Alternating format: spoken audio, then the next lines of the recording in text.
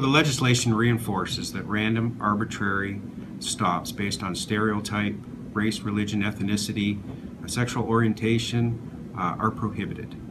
And so the new regulations reinforces our commitment to providing bias-free policing. We have, there has been some damaging to our community.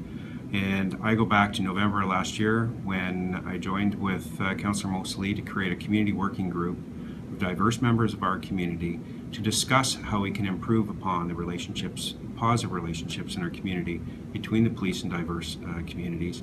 And I've also committed to them to provide us with relevant training. So I think when the ministry brought in these regulations, they were mindful of the charter. And the perception was before was about the uniform and the psychological detention of a police officer. And I think what the ministry tried to address with that is the requirement for the police officer at the forefront to advise the individual they do not need to answer any questions. They're free to walk away. And part of the training that our officers received is to be mindful of, that psychological detention or your interaction and making sure that individuals feel free in those situations to that they don't have to answer your questions and they're free to walk away.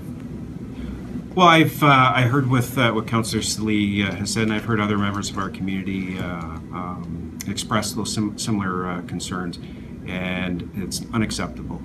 I have spoken to our members repeatedly since May of last year that those perceptions, any type of arbitrary stops that are based on race will not be tolerated and they will be disciplined. Well, I know that you wrote an article recently about the charter, and I was at a retirees' Christmas party, and many of the retirees talked about when the charter came in, and it had a huge impact on what they believe policing was prior to that.